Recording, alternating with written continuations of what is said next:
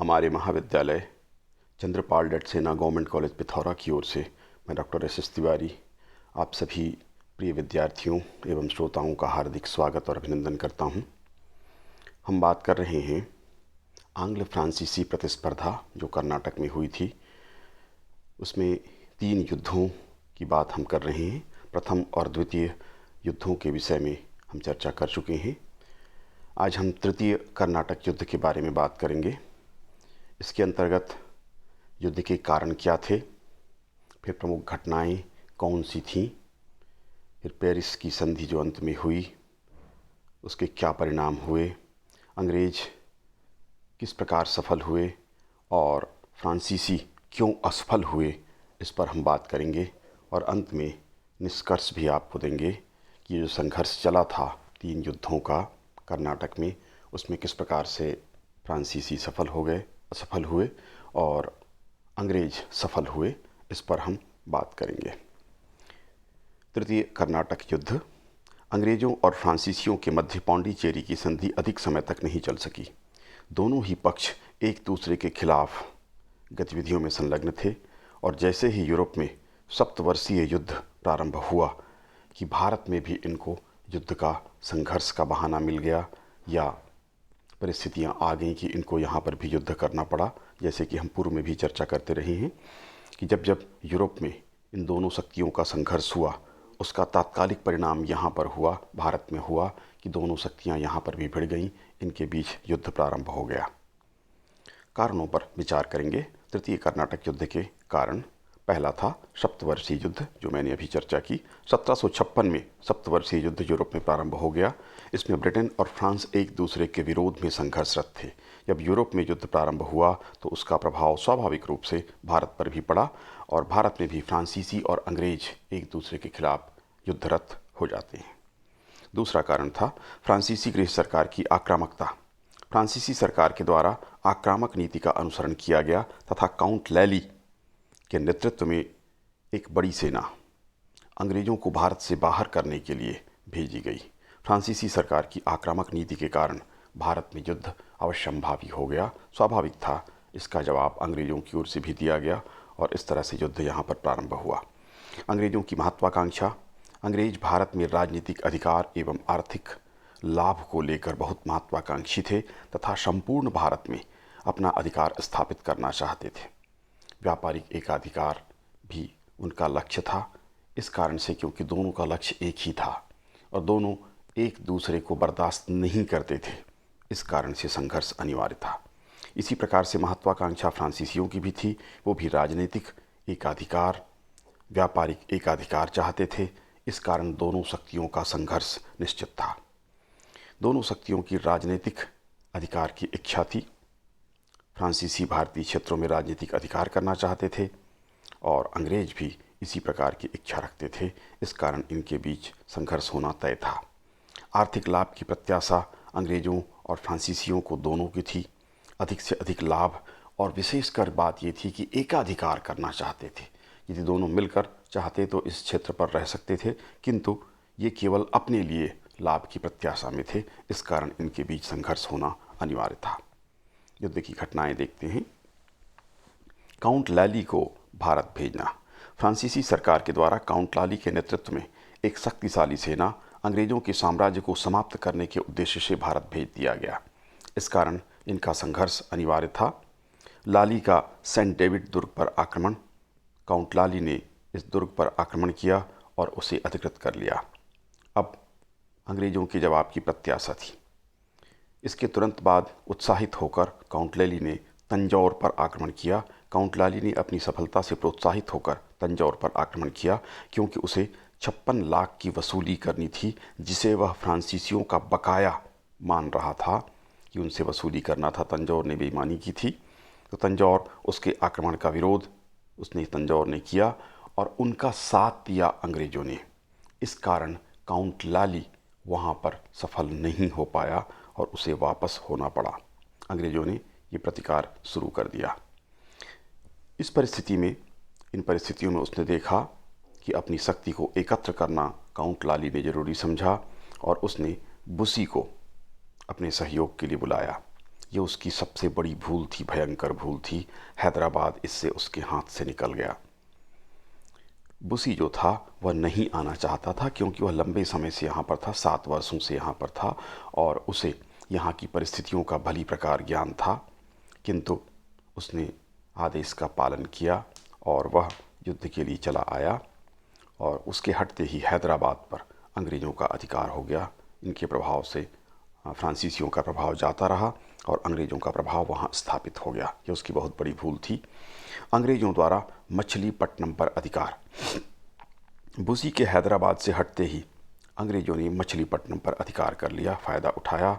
निज़ाम सलाबत जंग ने भी अंग्रेज़ों से संधि कर ली और अंग्रेज़ों को कुछ प्रदेश प्रदान कर दिए, जबकि वह पहले फ्रांसीसियों के पक्ष में था, लेकिन उसने पक्ष बदला। बड़ा डरपोक किस्म का व्यक्ति था, उसने पक्ष बदल लिया। काउंट लाली ने निराश न होते हुए मद्रास पर आक्रमण कर दिया। 1758 में काउंट लाली ने मद्रास पर आक्रमण किया, किंतु उसी समय रहते ही अंग्रेज़ों का जहाजी बेड़ा इंग्लैंड से यहाँ पहुँचा मदद के लिए और फ्रांसीसी सेनापति डीएचए ने मद्रास पर सामुद्रिक मार्ग से आक्रमण करने से मना कर दिया।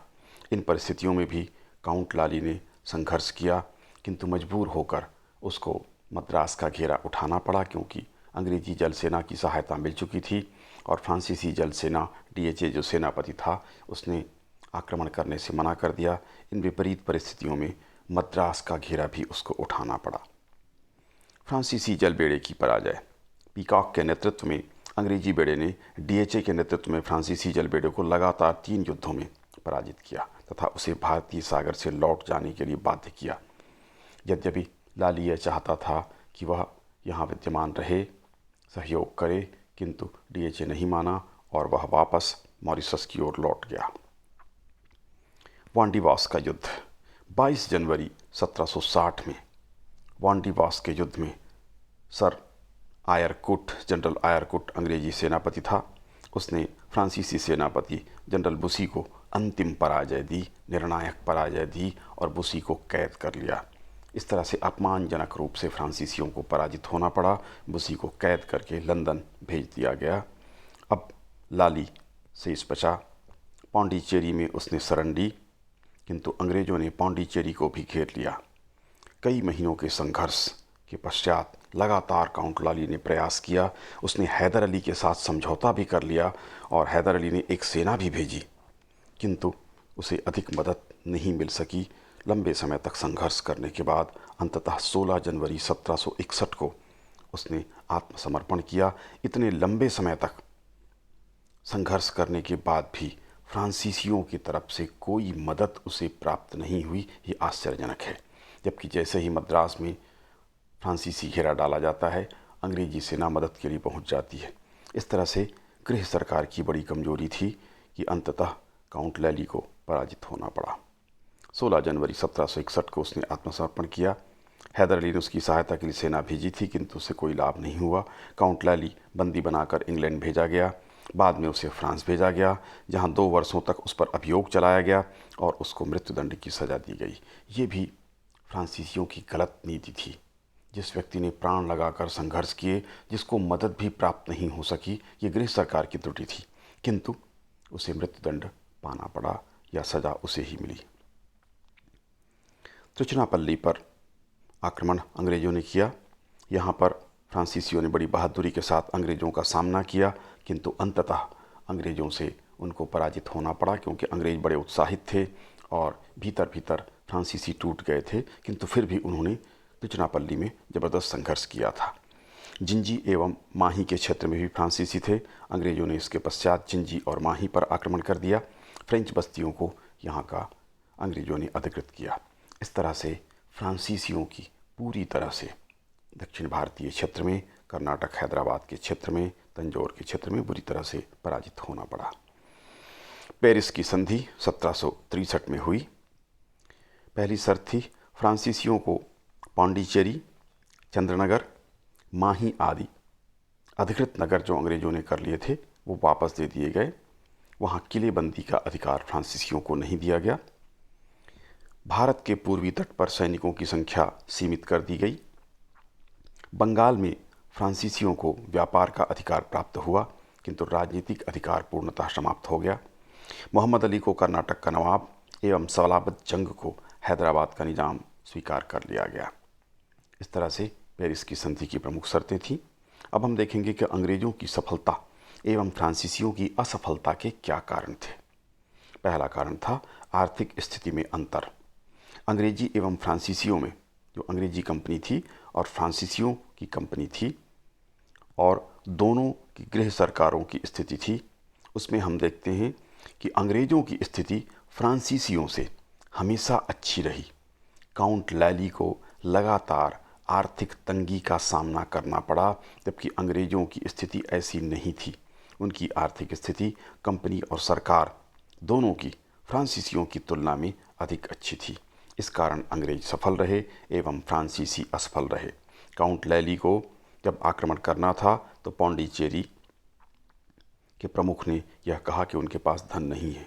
इस तरह बड़ी विपरीत परिस्थितियों का सामना फ्रांसीसी सेनापतियों को और फ्रांसीसियों को करना पड़ा। अंग्रेज़ों के पास हमेशा राशि उपलब्ध रही, बंगाल से भी उनको राशि उपलब्ध होती रही, गृह सरकार के द्वारा भी उनको मदद की गई। कंपनी की प्रकृति। अंग्रेज़ों की कंपनी एक स्वतंत्र व्यापारिक कंपनी थी तथा प्राइवेट कंपनी थी, शेयर लगे हुए थे लोगों के उसमें, जबकि फ्रांसीसी कंपनी एक सरकारी कंपनी थी, उसका संचालन सरकारी ढंग से होता था। आप समझ गए होंगे कि सरकारी काम काज करने का तरीका किस तरह से होता है। बड़ा ढीले ढाले ढंग से काम होता है, उसकी पूरी प्रक्रिया होती है, बड़े इत्मीनान से काम किया जाता है, जबकि प्राइवेट मामलों में सीधे तौर पर निर्णय ले लिए जाते हैं। वही अंतर इन दोनों कंपनियों में था। फ्रांसीसी कंपनी पर फ्रांसीसी सरकार का लगातार हस्तक्षेप होता था। जब भी ये मदद मांगते थे, बड़े लंबे समय के बाद उस पर कोई विचार होकर कोई निर्णय होता था, कई बार तो निर्णय होता भी नहीं था। डुप्ले और बुसी इसके शिकार हुए। काउंट लाली को तो अंततः मृत्युदंड का भी शिकार होना पड़ा, जबकि बड़ी देशभक्ति से, बड़ी बहादुरी से उसने यहाँ पर युद्ध किया था, संघर्ष किया था। तो ये अंतर था कंपनी की प्रकृति में कि फ्रांसीसी कंपनी सरकारी कंपनी थी, जबकि ईस्ट इंडिया कंपनी अंग्रेज़ों की कंपनी प्राइवेट कंपनी थी। उसको सहयोग भी उसी तरह से मिला, उसका संगठन अलग प्रकार का था। अंग्रेज़ों की नौसैनिक श्रेष्ठता। अंग्रेज नौसेना फ्रांसीसी नौसेना की तुलना में श्रेष्ठ थी। उनकी युद्ध की क्षमता, युद्ध की तकनीक, अनुशासन तथा संगठन फ्रांसीसियों की तुलना में कहीं बेहतर था। इस कारण से उन्हें सफलता प्राप्त हुई थी। डुप्ले को जो सफलता प्राप्त हुई थी वह अंग्रेजी नौसेना के यहाँ आने के पूर्व प्राप्त हुई थी। अंग्रेजी नौसेना के आने के बाद लाबार्दिनों को मद्रास छोड़ना पड़ा था, डीएचए को परास्त होकर वापस होना पड़ा था। अंग्रेजी नौसेना ने निरंतर यूरोप से, मुंबई से और बंगाल से कर्नाटक तक सहायता पहुंचाने में मदद की और फ्रांसीसियों को कोई मदद प्राप्त नहीं होने दी। जिस प्रकार से काउंट लाली ने पौंडीचेरी का जब अंग्रेज़ों ने घिरा हुआ था काउंट लैली, तो उसने समझौता कर लिया था हैदर अली से, किंतु हैदर अली की प्रत्यक्ष सहायता उनको प्राप्त नहीं होने दी। ये पूरा कार्य अंग्रेज नौसेना ने किया था, जिसकी बदौलत वो सफल रहे थे और फ्रांसीसी पराजित हुए थे। फ्रांसीसी कंपनी के पास भारत में सुरक्षित क्षेत्रों की कमी थी। अंग्रेज़ों के पास कोलकाता, मद्रास और मुंबई जैसे सुरक्षित क्षेत्र थे। आप सभी परिचित हैं, ये भारत के 4 प्रमुख महानगर, बड़े नगर माने जाते हैं, जिनमें कोलकाता, मद्रास और मुंबई, इसमें से 3 पर अंग्रेज़ों का आधिपत्य था, केवल दिल्ली शेष था।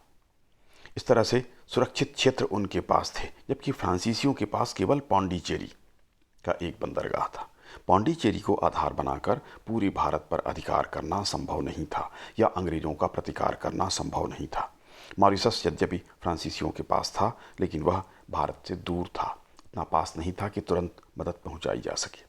तो फ्रांसीसी कंपनियों के पास भारत में सुरक्षित क्षेत्रों की कमी थी, जबकि अंग्रेज़ों के पास 3 मुंबई, कलकत्ता और मद्रास जैसे क्षेत्र थे, जो वर्तमान में भारत के प्रमुख महानगरों में से एक है। उनकी स्थिति अच्छी थी और आय का स्रोत भी उनके पास अधिक था। बंगाल से लगातार उनको मदद मिल रही थी। फ्रांसीसी सरकार की नीतियाँ। फ्रांसीसी सरकार भारत की अपेक्षा अमेरिका और कनाडा के उपनिवेशों पर अधिक ध्यान दे रही थी। उनका मुख्य लक्ष्य यूरोप की राजनीति में अपना प्रभाव जमाना था। डुप्ले के द्वारा फ्रांसीसी राजा से कर्नाटक के युद्धों के लिए सैनिक और आर्थिक सहायता की मांग की जा रही थी, किंतु सरकार अथवा राजा के द्वारा इसमें कोई रुचि प्रदर्शित नहीं की गई। जब वह बुरी तरह घिरा रहा, लंबे समय तक उसने संघर्ष किया, लेकिन उसे गृह सरकार से कोई मदद प्राप्त नहीं हो सकी, न ही इंग्लैंड सरकार से इन्होंने कोई बातचीत की। तो फ्रांसीसी सरकार की नीतियां जिम्मेदार थीं, जिसके कारण वे भारत में असफल हुए थे। भारत के प्रवेश मार्ग में अंतर था। अंग्रेजों और फ्रांसीसियों के प्रवेश मार्ग में अंतर था। यद्यपि दोनों ने दक्षिण भारत से प्रवेश किया था, किंतु अंग्रेजों ने जिन क्षेत्रों पर अधिकार किया वह अधिक उपजाऊ क्षेत्र थे। उनके पास मुंबई, बाद में कोलकाता, मद्रास तक जो क्षेत्र थे, जो महत्वपूर्ण क्षेत्र थे, उपजाऊ क्षेत्र थे, अधिक आय वाले क्षेत्र थे, उन पर इन्होंने कब्जा किया। और सामरिक दृष्टिकोण से भी बंदरगाह थे, युद्ध के दृष्टिकोण से महत्वपूर्ण थे।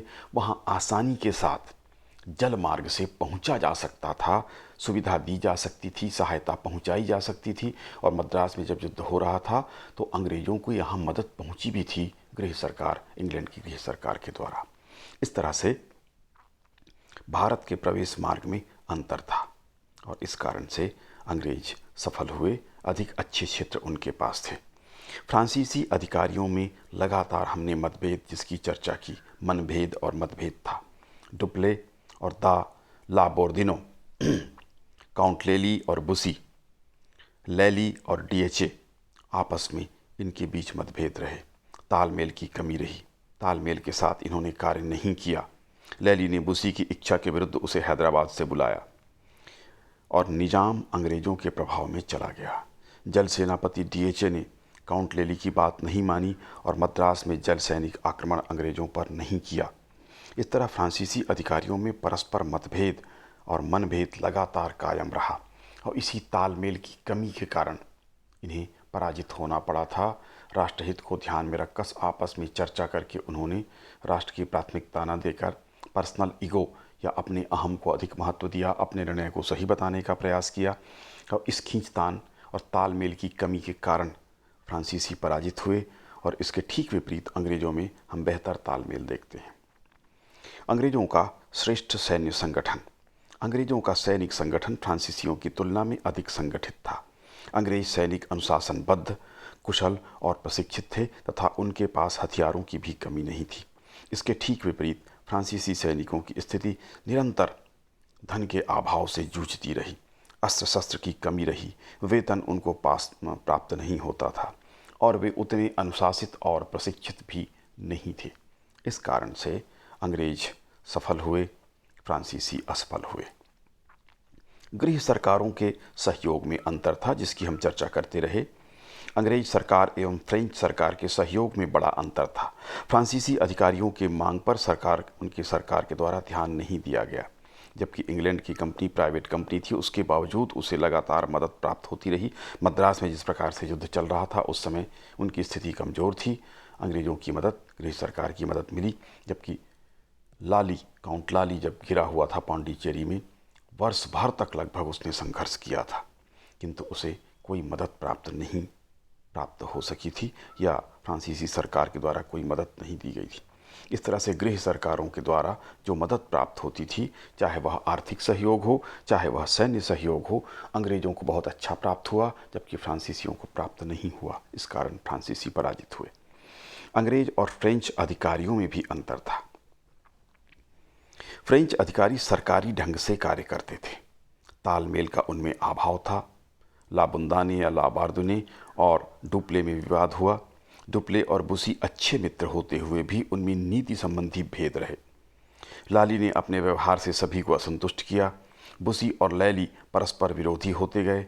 सेनापति डीएचए ने लैली से उसकी बात को स्वीकार नहीं की, सहयोग नहीं किया। काउंट लैली बड़ा उतावला और क्रोधी व्यक्ति था। उसकी तुलना में अंग्रेज श्रेष्ठ, सुयोग्य और उत्साही, कर्तव्यनिष्ठ और दक्ष कर्मचारी थे। साहस की भी उनमें कमी नहीं थी। रॉबर्ट क्लाइव ने जिस तरह से आर्काट का घेरा डाला और पूरी युद्ध की परिस्थितियों को बदल दिया, दुस्साहस करके उसने संघर्ष किया, जबकि बड़ी सेना उसके समक्ष थी, किंतु उसने आर्काट पर कब्जा नहीं होने दिया, राजधानी पर उसने कब्जा कर लिया। वाटसन, लॉरेंस, स्मिथ एवं जनरल आयरकूट जैसे योग्य अंग्रेज अधिकारियों के कारण उनके संचालन के कारण वो विजयी हुए, सफल रहे और फ्रांसीसी परास्त हुए। नीतिगत एवं सामरिक भूल। फ्रांसीसी अधिकारियों द्वारा नीतिगत भूलें की गईं, सामरिक भूल की गई। सीधे प्रमुख क्षेत्रों पर आक्रमण न करके ऐसे क्षेत्रों पर आक्रमण किया गया जो बड़े महत्वपूर्ण नहीं थे। डुप्ले को हैदराबाद न भेजा जाता तो सफलता अंग्रेजों के खिलाफ संभव थी। कर्नाटक में ही उसे रखा जाना चाहिए था। कर्नाटक को आधार बनाकर भी अन्य स्थलों पर कब्जा कर सकते थे। हैदराबाद में बुसी के महत्वपूर्ण 7 वर्ष बीते। काउंट लेली ने उसे हैदराबाद से बुलाकर बड़ी भूल कर दी थी। उसके कर्नाटक आने से कोई लाभ नहीं हुआ, बल्कि हैदराबाद भी उनके हाथ से जाता रहा। बंगाल में चंद्रनगर के फ्रांसीसियों ने सिराजुद्दौला का साथ बंगाल की राजनीति में नहीं दिया। युद्ध के समय प्लासी के युद्ध में नहीं दिया। यदि वो साथ देते तो क्लाइव वहाँ पर सफल नहीं हो पाता और बंगाल में अंग्रेज़ों का अधिकार नहीं हो पाता, बल्कि सिराजुद्दौला की मदद फ्रांसीसियों को मिलती और फ्रांसीसियों की शक्ति बंगाल में स्थापित हो सकती थी। किंतु इस तरह की भूल लगातार फ्रांसीसी करते रहे और अंग्रेज़ों ने इन मौक़ों का लाभ उठाया, जबकि ये लाभ से चूकते रहे और इस कारण पराजित हुए। परिस्थितिगत संयोग भी थे। संयोग से अथवा भाग्य ने भी अंग्रेज़ों का साथ दिया। विषम परिस्थितियों के कारण डुप्ले कर्नाटक के द्वितीय युद्ध में त्रिचुनापल्ली पर अधिकार न कर सका। फ्रांसीसी सरकार ने डुप्ले को वापस बुलाकर भूल की। यदि उसे न बुलाया गया होता और सरकार उसका समर्थन करती तो स्थिति बदल सकती थी। पौंडीचेरी में हैदर अली या फ्रांसीसी सहायता प्राप्त नहीं हो सकी। इस तरह की दुर्घटनाओं के कारण भी लेली अथवा बुसी वांडीवास के युद्ध में बुसी पराजित हुआ था। व्यक्तिगत भूल, अधिकारियों की भूलों के कारण इस तरह की परिस्थितियां निर्मित होती रहीं और सामूहिक संयोग के कारण भी कड़े संघर्ष में फ्रांसीसी हार गए। वहीं क्लाइव ने एक छोटी सेना के साथ अरकाट पर अधिकार नहीं होने दिया, उस पर घेरा डाले रहा और बड़ी सफलता इस तरह से उन्होंने प्राप्त की। तो संयोगों की भी भूमिका इसमें रही थी। हम निष्कर्ष देख लेते हैं।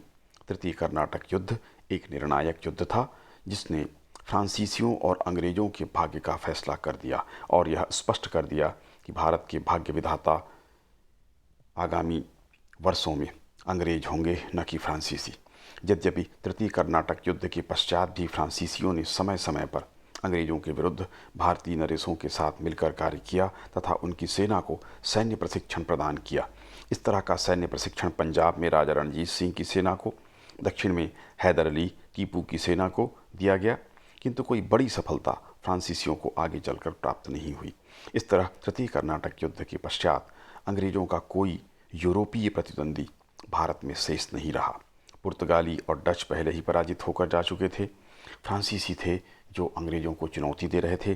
फ्रांसीसियों की चुनौती भी इन 3 कर्नाटक युद्धों में अंततः समाप्त हो गई। प्रथम कर्नाटक युद्ध में फ्रांसीसी सफल हुए थे।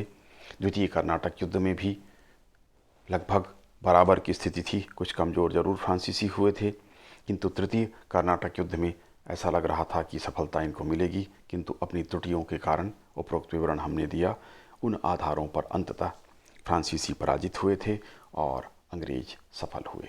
इस प्रकार अंग्रेज़ों और फ्रांसीसियों की प्रतिस्पर्धा में, संघर्ष में या युद्धों में, या स्पष्ट तौर पर कहें तो 3 कर्नाटक युद्धों में अंततः फ्रांसीसियों को पराजित होना पड़ा और अंग्रेज सफल हुए।